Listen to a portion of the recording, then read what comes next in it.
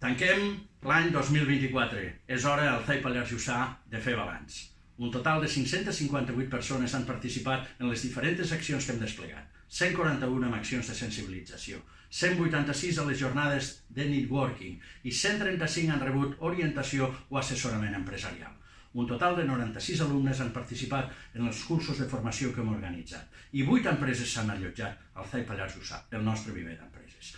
Hem elaborat 43 plans d'empresa nous, dels quals se n'ha derivat la creació de 32 empreses noves, 28 de les quals han sol·licitat els diferents ajuts que hi ha per part de l'administració.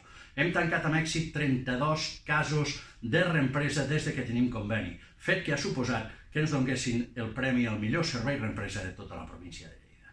Aquestes accions s'han desplegat a través de dos programes, el programa Catalunya Emprèn de la Generalitat de Catalunya i el programa Punt d'Atenció Global Lleida, que han suposat una despesa de 67.869 euros i han provocat una inversió induïda de 2.026.541 euros, el 0,69% del PIB.